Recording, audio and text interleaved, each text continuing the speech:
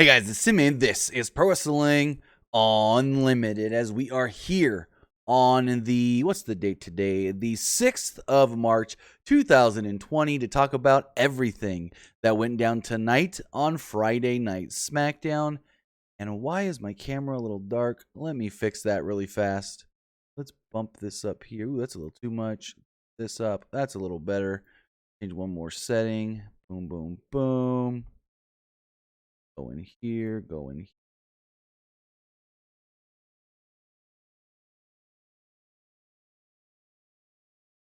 That's a little better. All right. So what's going on, everybody? We're here talking Friday Night Smackdown. I thought tonight's show was a really good show. And from that start, though, like when Smackdown started, I was like, oh, crap. We're in for a long night. But in the end, we actually got a really good show. So let's see who is here with us in the live chat right now.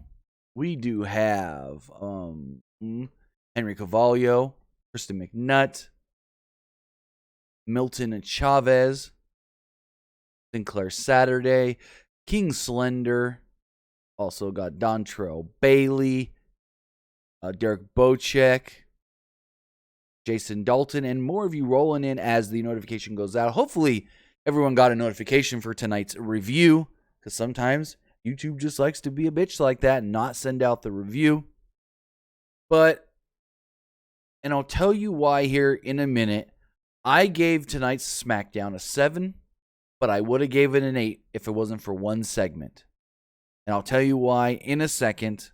But I want to tell you before this that after we're live here on YouTube, roughly 45 minutes or so, I will be live again on my Twitch channel, twitch.tv/TimmyBuddy. I will be playing some Super Mario World from the Super Nintendo, but we're doing something cool. With Twitch, what we can do is you guys can donate bits that influence my game. So you can add more enemies. You can freeze me.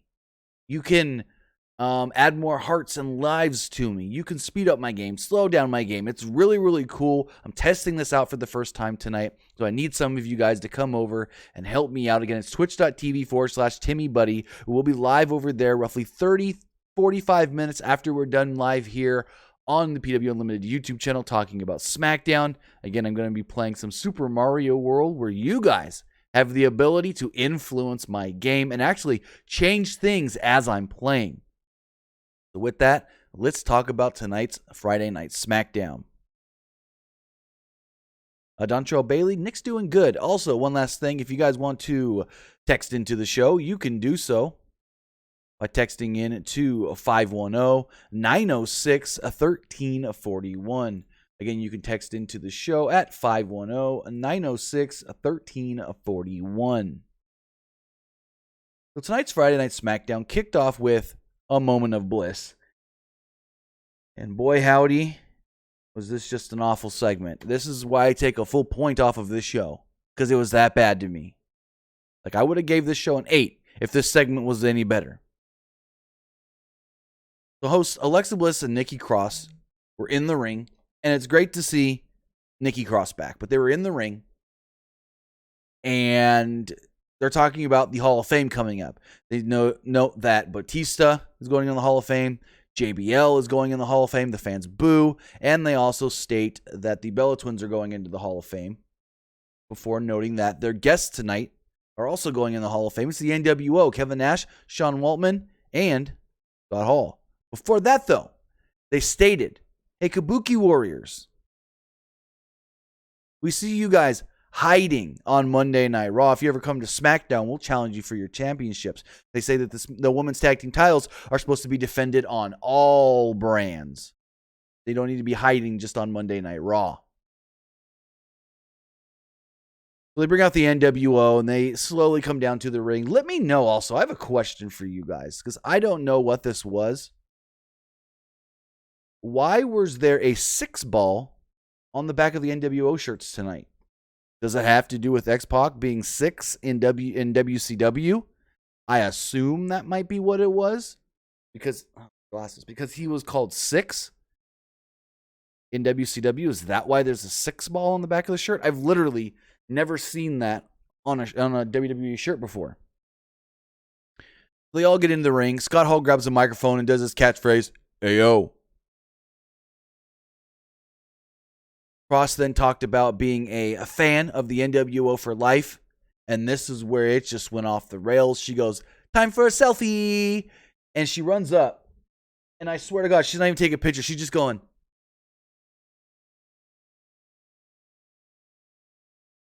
And I'm like, what is this bullshit they're making us watch? And Alexa Bliss is finally like, Nikki, calm down. Come sit down. Come sit back down.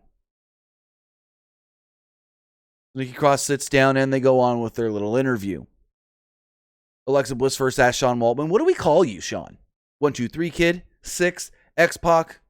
Bliss also mentioned that Nash may have some advice for Roman Reigns going up against the Universal Champion Bill Goldberg at WrestleMania because, well, Nash ended the undefeated streak of what's it called? Of Goldberg. He said, "Yeah, all you need is a Scott Hall and a cattle prod."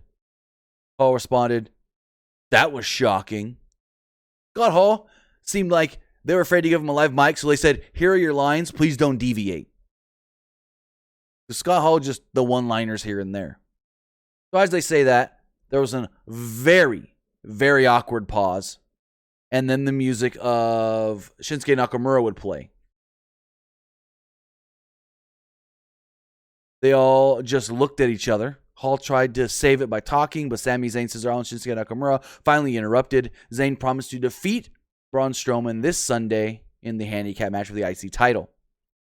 Zayn mocked Waltman for carrying Nash and Hall's bags.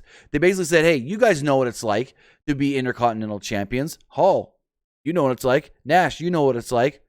But Sean, you only know what it feels like to hold the title because of carrying their bags." The NWO got in Zayn, Cesaro, and Nakamura's face. Zayn asked them if they wanted to fight. Zayn changed his mind, and then the heels ran away. Sami Zayn started ranting and said their priority right now is to defeat the Intercontinental Champion Braun Strowman at Elimination Chamber. Strowman's music hit, and Cesaro attacked him. Strowman fought off Cesaro and Nakamura, and then he chased Zayn into the ring.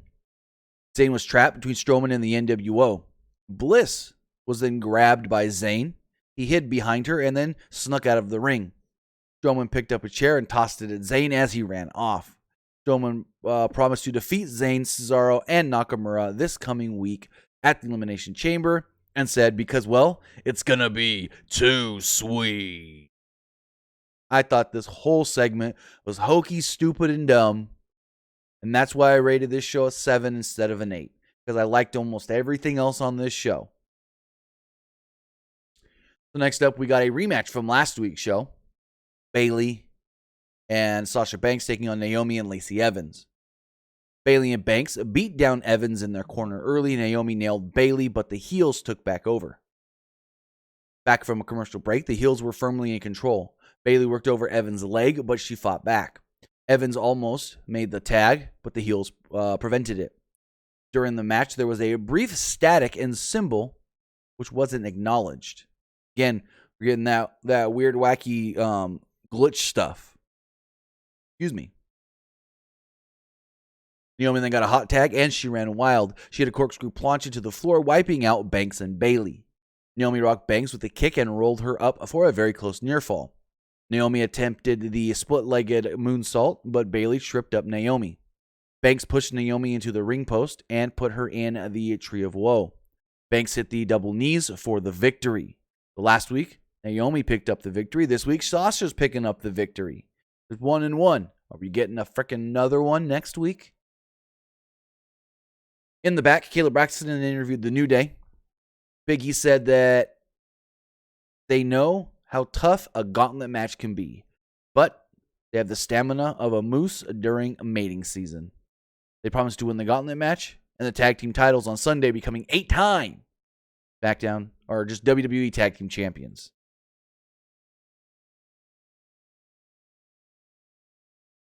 Then in the back, Banks and Bayley mocked all the women on the roster. Banks was upset that the Bellas are going into the Hall of Fame before them. Bayley said that it doesn't matter because they can beat anyone from the past or present. Banks then promised to dedicate her next album to Bayley, and they walked off and laughed. Cool. I thought this was whatever. Kind of not needed. Like, why do they need to make fun of the Bella twins? Really doesn't make sense to me. Ooh, my camera. What did it just do? Give me 1 second, guys. Fix this. There we go. All right. So, next up, Sheamus came down to the ring. We then went to a break, and when we came back, we saw Shorty G approach Apollo Crews. He said, "Hey, if you want me to watch your back, I'll watch your back. I know what it's like going up against Sheamus right now in this new attitude." So Apollo Crews said, "Hey, I'm fine. I don't need any help. I've got this." So the match starts, and Crews charges at Sheamus with the start. They briefly fought around ringside. Crews hit a high crossbody and a standing moonsault for a near fall. Crews then charged at Sheamus, but Sheamus hit a brogue kick for the victory. Not a long match, but I thought it was all right. So then Drake Maverick approaches Drew Gulak in the back, who's on his cell phone. Maverick said, "Hey, are you still looking for somebody to go up against Daniel Bryan? Somebody to teach about his weaknesses, as you've been saying?" And Drew Gulak goes to talk about Daniel Bryan's roundhouse kick, when all of a sudden Bryan would approach him and say, "What is that, Drew? What about my roundhouse kick?" And Daniel Bryan then tells Drew Gulak, "You've been getting all these other people to face me. Why don't you face me? I'll be in Philly Sunday, Elimination Chamber. How about we have a match?" And Gulak doesn't really say anything like accepting the match. He does on social media. And later on, without announcing it, Michael Cole later says, "Oh, and Daniel Bryan will be in action this Sunday at Elimination Chamber." Doesn't say that he's going to be in a match with Drew Gulak. But when they were talking about the pay-per-view, Michael Cole just randomly, like I stated, said, "Well, Daniel Bryan will be in action Sunday at the Elimination Chamber." Okay, then. So that confirmed, and they kind of basically confirmed it on social media. Gulak versus Bryan. So next up, we got another women's tag team match, as it was Fire and Desire, with Dolph Ziggler, I may add, against Carmella and Dana Brooke. As Fire and Desire walked to the ring, DeVille gestured to the back, and out would come Dolph Ziggler. Rose seemed surprised that he was there. On commentary, Michael Cole said Rose and Ziggler, they become a couple, somewhat of an item here on SmackDown. Fans broke out into a loud "We Want Otis" chant. DeVille started off the match with a slow chin lock and then a body scissors. Carmella fought back and hit a standing drop kick. Brooke got the tag and hit a handspring elbow on DeVille in the corner. Ziggler distracted Dana Brooke, and Rose made the blind tag. DeVille rocked Brooke with an elbow, and Rose hit a running knee to pick up the victory.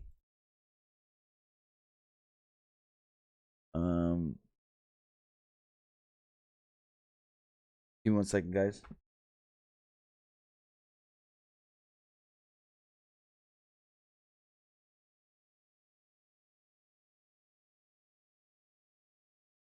So Sonya Deville, Mandy Rose, they pick up the victory here against Carmella and Dana Brooke. They then recap John Cena's return from last week and his encounter with The Fiend and the challenge and the match for WrestleMania, announcing that it is official, The Fiend versus John Cena at WrestleMania. We then move on to the Firefly Funhouse.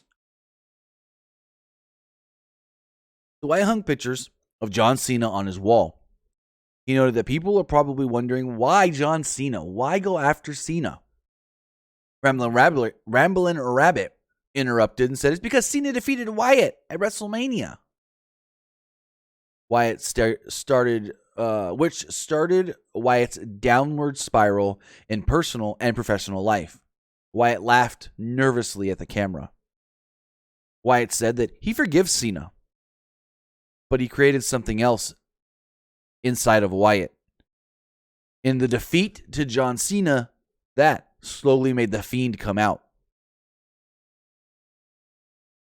Wyatt then said that he doesn't forgive Cena and is waiting for him at WrestleMania. They then recapped the Roman Reigns Goldberg segment from last week, saying that that match is also official for WrestleMania with the Universal Championship on the line. In the back, Caleb Braxton interviewed King Corbin. Braxton noted that Roman Reigns defeated Corbin. Corbin, he says he doesn't want to talk about that, talk about Reigns or his past. He wants to talk about what his plans are for WrestleMania, and all of a sudden, he was interrupted by Elias. Elias started playing his guitar. Corbin was furious and warned Elias that he could be up for some serious consequences. So are we getting Corbin versus Elias at Mania? That's what they implied. Can't speak tonight. That's what they implied here tonight. I don't know about that one. I honestly don't know about that at all. So next up, we see in the back, Otis and Tucker approach Mandy Rose. Otis apologized for showing up late to their date on Valentine's Day, but pointed out that he got a text that said that she was going to be late. And here's the thing, guys. As I've learned in my 30 years, even if the girl gives you a text or a phone call saying, hey, I'm going to be a couple minutes late, doesn't give you the obligation to show up late. Yo ass better still show up on time, because you never know if she tells you, I'm going to be late, but then ends up making it on time anyways. So I'm just saying, future reference, if Otis is listening, if you ever get a message saying, hey, I'm going to be late to our date tonight, that doesn't give you the obligation to show up late. It means he'll show up on time. She may be a little late, but as long as you're there on time, then all is good. Not, she's late, I can take my sweet ass time and show up late as well. Just saying, just a little advice I've learned in my 31 years almost on this planet. So Rose said that it's too late because a woman doesn't appreciate being stood up. Otis looked devastated as Rose walked off, where she wasn't stood up and she knows that he wasn't standing her up. He just showed up late because he thought she was late. So that was the dumb part in this, where she should know. It's been, 2 weeks now? 2 weeks now? So she should know that he wasn't standing her up. He was late. So that's what I didn't like from this segment. The whole point of she still thinks he stood her up, when if you go on social media, Mandy Rose, you would see, if you watched Smackdown last week, you would see, someone in the back probably going to tell you, Otis, he was there, but saw you with Dolph. And she knows. She fucking knows that he saw her with Dolph. So it's just like, how does she still think that he stood her up? I don't get that at all. We got it this week in WWE history. Daniel Bryan and the Yes Movie in Occupied Raw. They then stated that a week from yesterday, so next Thursday, on After the Bell, the Corey Graves podcast, he will announce the next inductee to the WWE Hall of Fame class of 2020. Now, we've got Batista, we've got the NWO, we've got the Bellas, we've got JBL. The only other name I've heard that has not been announced, Jushin Thunder Liger. Michael Cole asked Corey Graves, hey, can you tell me who it is? And Corey said, no, I can't give that secret away. You're going to have to find out on the podcast like everybody else. So if it's who we think it could be, might be Jushin Thunder Liger. And then with roughly 50 minutes left in the show, we start the Gauntlet match. The winners of said Gauntlet match will go on to the Elimination Chamber match this Sunday with the SmackDown Tag Team titles on the line and get a very, very big advantage, as they will be the final teams to enter in said match. So this match started off with Heavy Machinery and the New Day. And I don't know if this was supposed to be a whole, let's try to get Heavy Machinery over like Kofi last year kind of deal, because Heavy Machinery started first and lasted almost to winning. Like, they lasted to the end, but we'll see. We'll see if this is supposed to be another, let's get these guys over in a Gauntlet match kind of deal. So Tucker and Kingston went back and forth early. There was a lot of brief Otis chants. Tucker gave Kingston a monkey flip, but Kingston landed on his feet. They both went for a dropkick, and it ended in a stalemate. Otis and Big E would then tag in. Crowd went wild. Otis gave Big E a huge slam and tagged Tucker back. Heavy Machinery gave New Day standing vertical suplexes. Tucker whipped Otis into the New Day, and he rocked them with clotheslines. After commercial break, Kingston rocked Tucker with a clothesline and hit the boom drop. Tucker avoided the trouble in paradise, but Kingston recovered and hit a missile drop kick. Big E then launched Kingston over the top rope, but Tucker caught Kingston and slammed him on the ground. Heavy Machinery then hit the compactor on Big E to pick up the victory, moving on in the Gauntlet match. Wayne Montgomery with the $1.99 Super Chat donation says, who do you think will be the celebrity inductee? Actually, I have not thought of that at all. I honestly have no clue, and maybe that's what Corey Graves announces. Like I stated, I have not thought about the celebrity inductee one bit. I honestly forgot that they do that a little bit.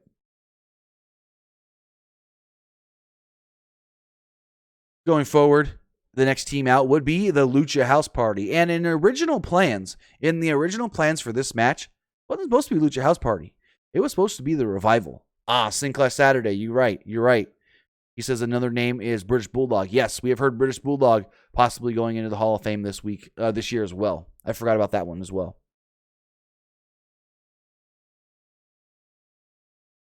We have Heavy Machinery now taking on Lucha House Party. Lucha House Party had the early advantage.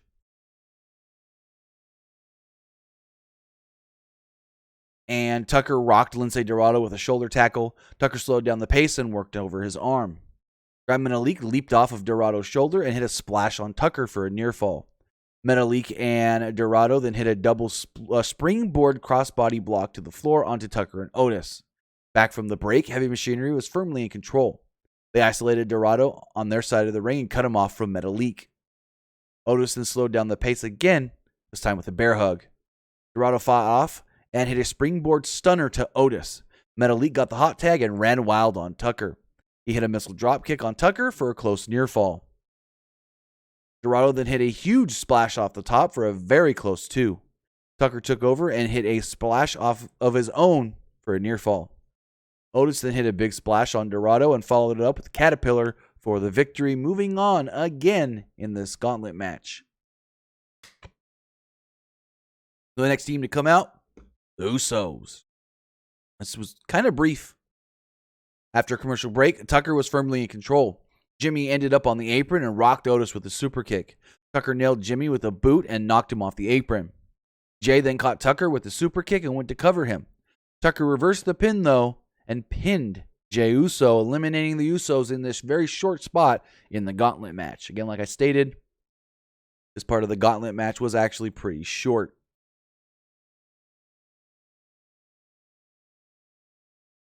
So then the next team to come out, tag team champions, Miz and Morrison.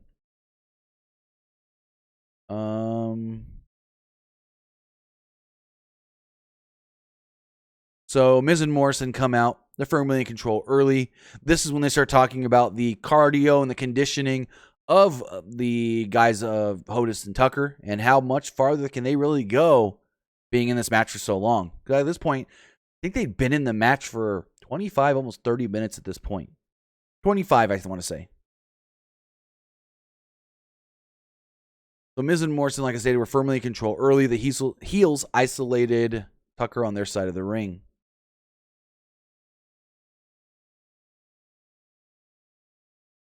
As they did so, Miz pulled Otis off of the apron and Tucker couldn't tag out. The heels took back over and worked over Tucker some more. Morrison scored a very close near fall, but Otis made the save. Miz attacked Otis on the floor. In the ring, though, Tucker used an inside cradle on Morrison to pick up the victory. After the match, Miz and Morrison jumped Heavy Machinery. They threw Otis into the barricade, wiping him out, knocking him completely almost dead. Back in the ring, in the back, Mandy Rose was watching the monitor, and Dolph approached her and was like, "Why are you watching this? Why are you worried about Otis?" As they're talking, the glitches on the screen behind them, not the actual screen, but the TV monitor behind them, which was kind of cool, little different way. And if I'm going to guess what this is, I'm going Ali, Mustafa Ali, because of the circular lights we see, similar to what's on his hand and on his chest. So I think it's Ali. I don't know that for a fact, but it's just what I think. So we see Mandy watching. Maybe she's still got a little thing for Otis. I don't know. She blew him off earlier, said that he stood her up when he didn't, so fuck her anyways. Like Tucker said, move on, Otis. She doesn't want you anyways. So then, this felt really rushed, and we find out that it was rushed because this went all the way to like the last 30 seconds of the show. Soon as this match ended, the small graphic on the bottom of the screen popped up saying, show's over. So we go to a break early, and when we come back, the heels are firmly in control. At this point, it's a handicap match because Otis is still knocked out. Rude applied a chin lock on Tucker. Otis was still on the ground after beating Miz and Morrison. Ziggler rocked Tucker with a standing drop kick for a near fall. Ziggler had a splash on Tucker in the corner. Rude followed this up with a neck breaker for a 2. Otis would finally muster some strength and get to his feet. Fans broke out in a massive Otis chant. Rude tried to attack, but Otis recovered and slammed Rude headfirst into the announce table. The fans are dying to see Otis get his hands on Ziggler here. Otis got the hot tag.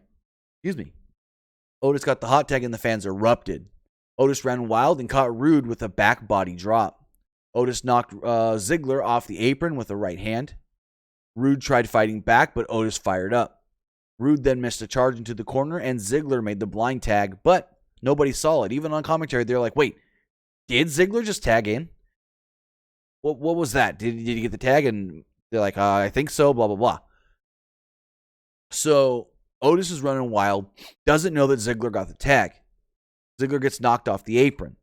The finish of the match then came when Otis went for the Caterpillar on Rude, but Ziggler jumped in out of nowhere and hit him with the super kick and pinned him 1, 2, 3 to pick up the victory. With that, Dolph Ziggler actually pinned Otis. Crowd did not like that, and the show goes off the air within the next 15-20 seconds. So with that, Ziggler and Rude will be entering the Elimination Chamber last. With that, we do have a couple text messages to read. If you guys want to send in your thoughts on tonight's Friday Night Smackdown, you can do so by texting in to 510-906-1341. Again, you can text in to 510-906-1341. First text message here does state, it'll load, that is. Can you see this year that Mandy and Sonya going to break up and be in a feud? Maybe if we find out that Sonya sabotaged the Valentine's Day date. I don't know if it'll be a full-blown feud, but we'll see where it leads to. This person says, are you going to do Elimination Chamber predictions? I was actually going to do them after I read these text messages. Person says, when would be a good time to finally have Bayley versus Sasha on the main roster as a feud? I thought Mania, but they haven't built it up. So maybe SummerSlam, but who knows? And this person here says, with Miz and Morrison winning at Super Showdown, do you see them retaining at the Chamber as well? Yes, I do see them retaining the SmackDown Tag Team Championships inside the Elimination Chamber. Not sure who they're going to face at WrestleMania, though, but I do think that they retain at the Elimination Chamber. With that, before we do wrap things up here, I do want to give you guys my predictions for the upcoming Elimination Chamber pay-per-view. Got the full card right here. 1 second, guys. I do got the full card right here. Give me 1 second. All right. We've got the Elimination Chamber pay-per-view coming up this Sunday, live on the WWE Network from Philadelphia. It's in the Wells Fargo Center. With that, we do have 8 matches so far announced for the show. And, well, let's kick it off with the first match, the match that we learned tonight on Friday Night SmackDown. It's Daniel Bryan versus Drew Gulak. I think this is an easy one. Bryan picks up the victory. Next up, in a no disqualification match, we got Aleister Black taking on AJ Styles, and this one's a little harder for me to predict. You know, AJ's picked up some victories. He beat Black. And you know what? I'm going to go out on a limb. I can see Aleister Black winning, but AJ is facing The Undertaker at WrestleMania, so they got plans for him. I'm going AJ Styles. Next up, with the United States Championship on the line, Andrade defending against Humberto Carrillo. You know, this one, I could see Humberto getting the belt, but I see something bigger, like Humberto winning it at Mania in a big multi-man match. So I'm going to go Andrade retains for now, and Humberto probably wins it at Mania. Next up, with the Raw Tag Team Championships on the line, the Street Profits, the new champions, defending against Seth Rollins and Murphy. I think too soon to take them titles off the Street Profits already. I'm going Street Profits.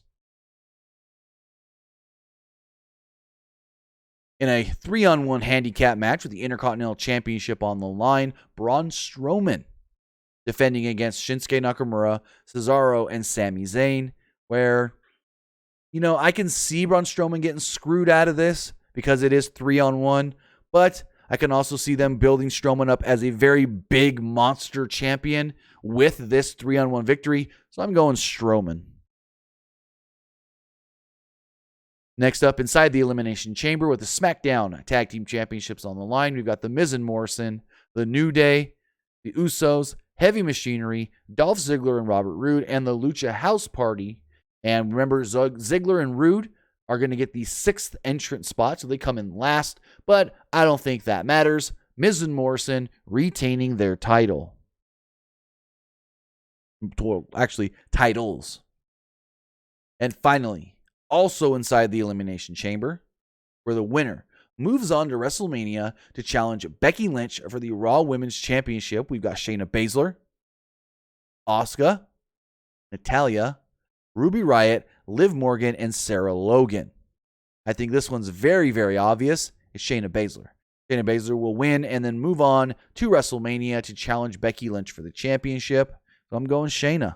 I mean, like I stated, I think that one is very, very obvious. So with that, those are my predictions for this Sunday's Elimination Chamber pay-per-view.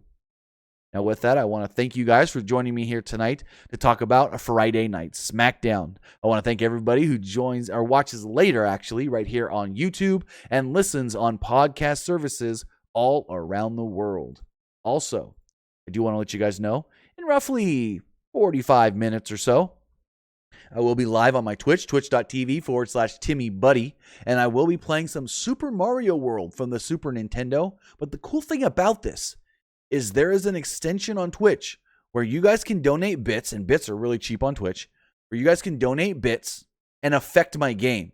You can change up the way that I have to play this game, whether it is taking away hearts and lives, whether it is adding lives to me, whether it is giving me a Yoshi, whether it is taking away my Yoshi, whether it's changing the color of my Yoshi, adding more enemies to the game, slowing down the game. There's so many different things you guys can do. I think this is going to be really, really fun. So again, head over in about 45 minutes or so to twitch.tv/TimmyBuddy, where I will be playing some Super Mario World. And I'll also have the link in the community tab where you guys can get it if you guys don't remember, twitch.tv/TimmyBuddy.